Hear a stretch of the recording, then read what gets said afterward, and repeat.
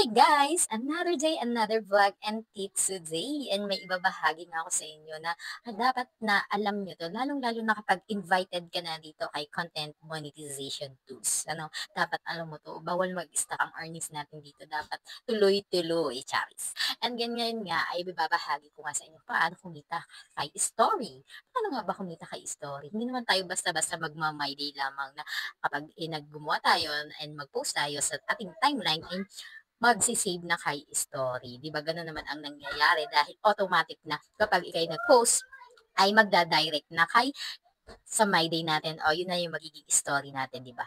And then, by the way, yun nga yung tatalakayin natin, paano kumita kay story.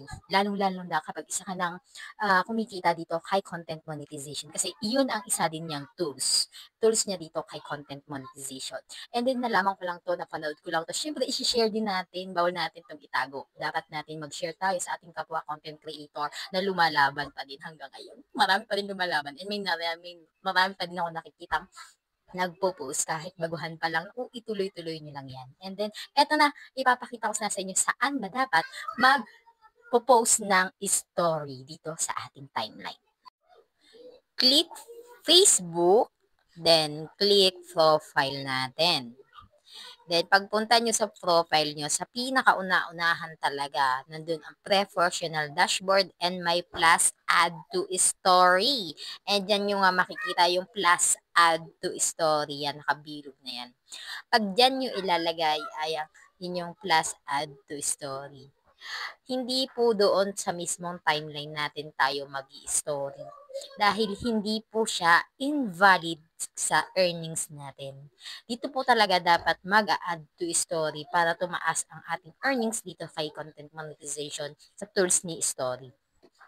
Guys, pag add nyo yan to story, dyan nyo i-click kung ano ang gusto nyo i-story, example, picture or text or reels pa man yan or video. Kasi kapag tayo sinasabi ko nga sa inyo, pag tayo magpo-post sa timeline, ay dun nga po nagda-direct agad sa ating story. And then maliit lang siya na pwede siyang i-share sa ating mga groups or kahit kanino pwede. And then yun nga, dun po dapat natin tayo mag-add story dun sa ating nakabilog na yan.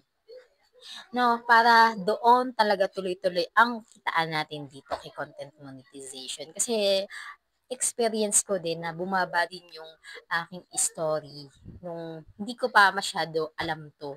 Kasi ang pagkakaalam ko kasi doon talaga pag dumirect na ang ating post, doon talaga tumapasok sa ating story timeline. No? Pero hindi pala.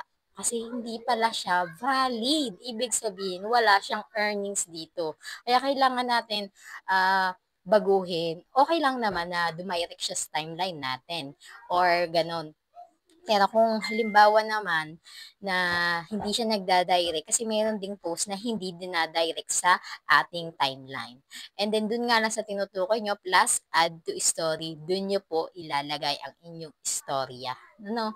Para makita ng mga wider audience pa yan na ating followers o non-followers ay makikita po yan. Okay, ngayon alam mo na, follow and share.